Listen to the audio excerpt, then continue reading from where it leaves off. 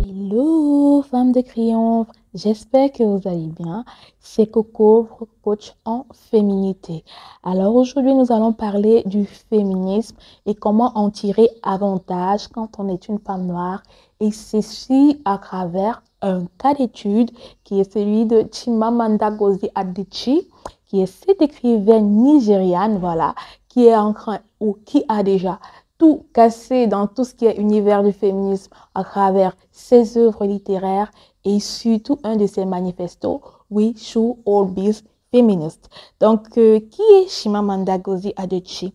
Chimamanda Ngozi Adichie est une Nigériane qui est née dans l'état d'Anambra le 15 septembre 1977 à Enugu. Vous voyez, donc c'est une écrivaine nigériane qui est reconnue pour être vraiment la chancre, pour ne pas dire la porteuse de flamme d'une certaine forme de féminisme ou peut-être du féminisme africain, vraiment.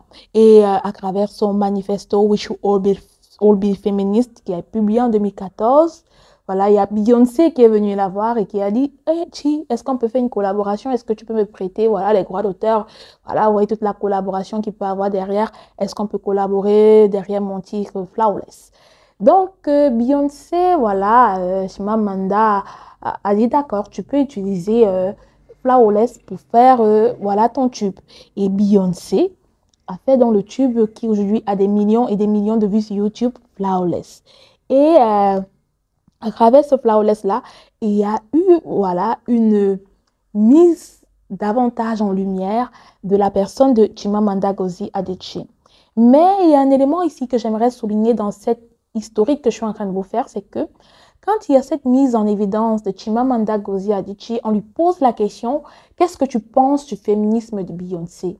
Elle dit « Je crois que le féminisme de Beyoncé est un féminisme qui est beaucoup tourné vers le girls power, mais ce n'est pas la forme de féminisme que je prône. » Et aux journalistes de lui demander quelle forme de féminisme voilà, vous vendez ou quelle forme de féminisme est le vôtre, elle répond, c'est le féminisme de ma grand-mère.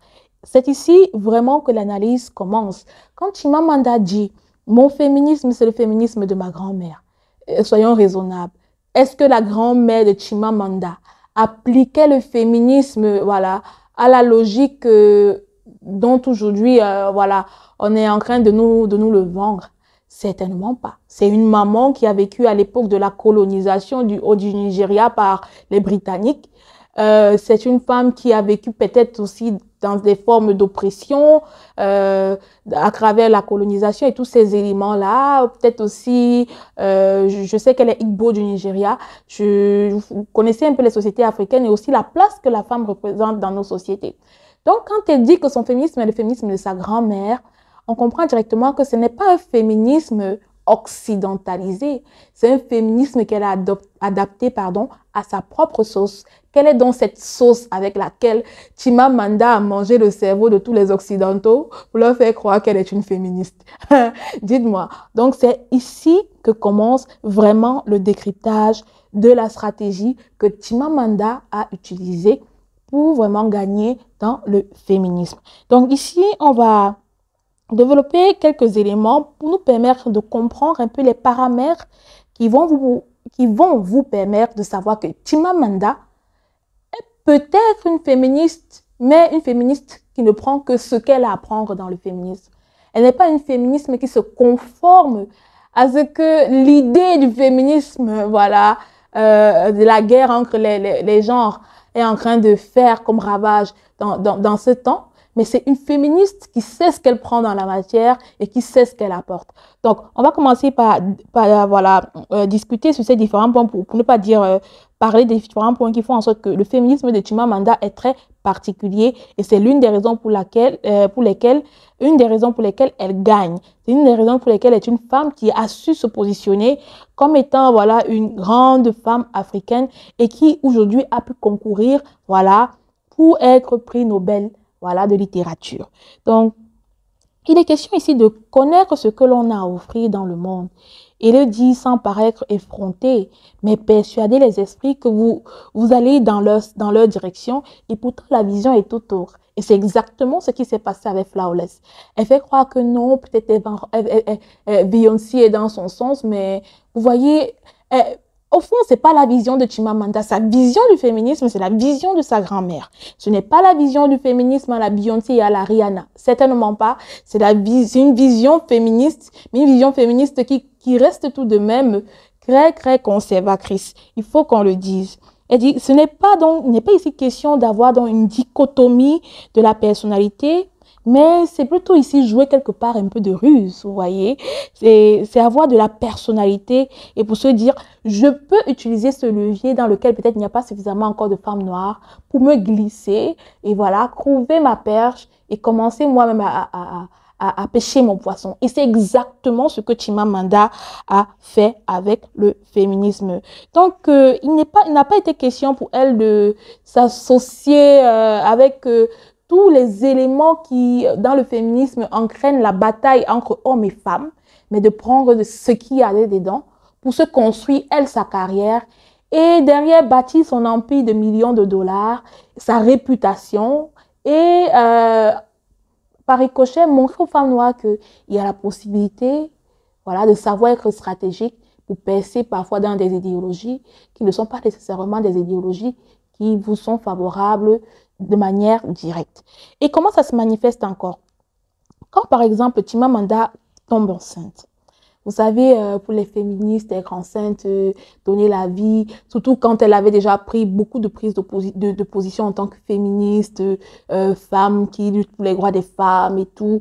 Donc, Chimamanda était déjà un peu cataloguée comme étant une porte-voix de haute valeur. Et elle est toujours du féminisme, vraiment comme étant cette femme, ouais, féministe, les femmes, on les décrit souvent comme des femmes hommes, des femmes stark woman, je crois que c'est en allemand, stark, stark c'est en allemand, je ne dis pas stark woman, mais stark, des femmes fortes, vous voyez, on les décrit comme des femmes fortes, des femmes qui, elle s'est cachée. C'est une des stratégies qu'elle a employées quand elle est tombée enceinte. Chimamanda s'est cachée. Pendant un bon bout de temps, si vous suivez ses actualités pendant cette période-là, elle s'est cachée, pardon. Et quand on lui demande, Chimamanda, pourquoi tu ne t'es pas montrée durant ta grossesse, elle dit, je ne me suis pas montrée durant ma grossesse parce que je ne voulais pas que les gens prennent cela comme étant une performance. Vous voyez, elle a adopté des stratégies que les femmes féminines aussi adoptent, c'est de savoir se cacher parfois, savoir être distraite. Savoir être distraite. C'est la preuve une fois de plus que si elle avait été une féministe d'outrance, elle serait venue montrer sa grossesse au monde entier en montrant son belly fat en disant « Oh, I'm pregnant ». Non, elle ne l'a pas fait. Elle est restée distraite. Et ça, c'est des stratégies que même si vous avez des éléments à prendre dans l'idéologie des autres, dites-vous que il y a des éléments de conservation que vous devez garder, comme par exemple savoir rester motus bouche cousue sur une grossesse, comme savoir rester motus bouche cousue sur un projet. Et qu'est-ce qui s'est également passé? C'est que Chimamanda est mariée et elle s'est mariée, elle s'est pas mal mariée s'il vous plaît. Elle s'est tellement bien mariée qu'elle s'est mariée à un Nigérian qui est un chirurgien aux États-Unis, réputé d'ailleurs. Et s'il vous plaît, c'est pas un homme de pacotille. Il faut aller frapper sur Google, vous demander le mari de Chimamanda Ngozi Adichie. Il s'appelle Ibara Issej. Et c'est un homme, je vous laisse le temps d'aller voir. C'est pas de la pacotille. Elle s'est bien mariée et elle s'est mariée au sein de sa communauté. C'est pour dire qu'elle a su utiliser le féminisme pour savoir aller gagner même dans sa communauté. Pourquoi je le dis? Je le dis parce que souvent quand on dit des femmes féministes, on a tendance à croire que les féministes ne se marient pas. Non, mais Chimamanda n'est pas dans la logique des féministes voilà, qui veulent faire le bras de fer ou quoi que ce soit, je sais pas trop.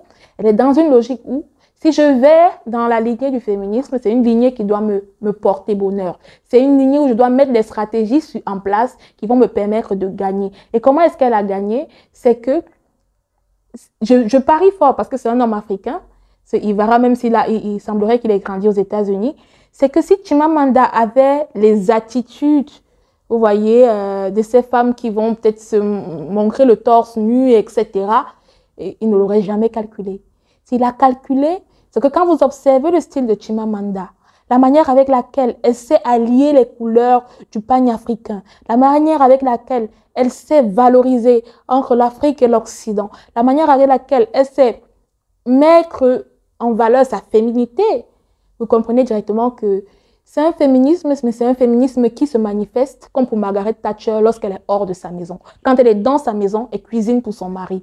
Donc, c'est un élément que j'aimerais souligner ici, c'est que Chimamanda est mariée et elle est bien mariée. Et elle est maman, elle est une bonne maman. Et il faudrait vraiment que nous, les femmes africaines, on sache chaque fois qu'on va vers certaines choses, ce qui a attiré, quelle stratégie on doit mettre sur place pour tirer le meilleur de ça. Et Chimamanda a tellement tiré le meilleur du féminisme qu'elle a pu avoir un doctorat honoris causa de Harvard. Quoi de mieux? Quoi de mieux de vous à moi, hein?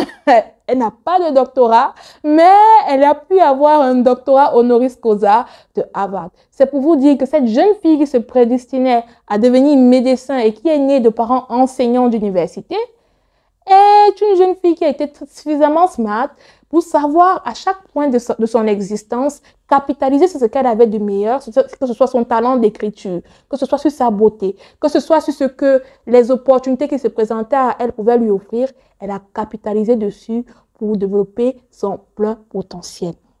Et aujourd'hui, on se retrouve avec une Chimamanda qui vaut des millions de dollars, qui est mariée, qui est maman, qui a des doctorats honoris causa. Et laissez-moi vous dire une chose, Chimamanda n'est pas une influenceuse au sens primaire du terme qui vient se montrer à demi nue sur Internet. Non, elle a des pages Facebook qui ont des millions, qui sont des pages Facebook, Instagram, suivies par des millions d'abonnés. Hein?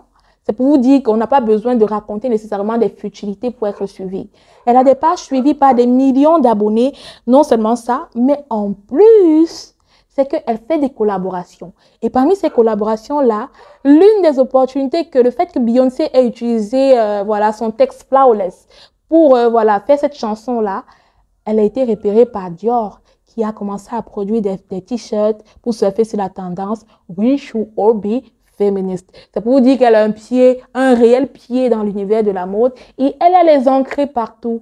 Donc, vraiment, Chimamanda, c'est la crème de la crème en ce qui concerne savoir tirer le meilleur du féminisme quand vous êtes une femme noire.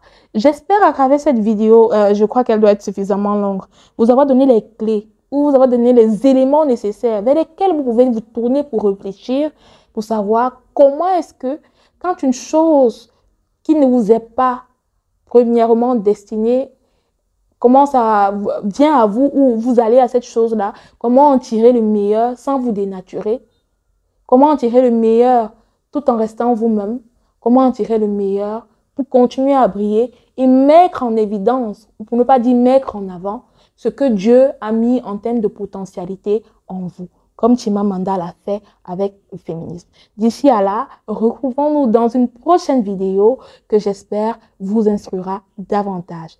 Bonne journée, femme de crayon.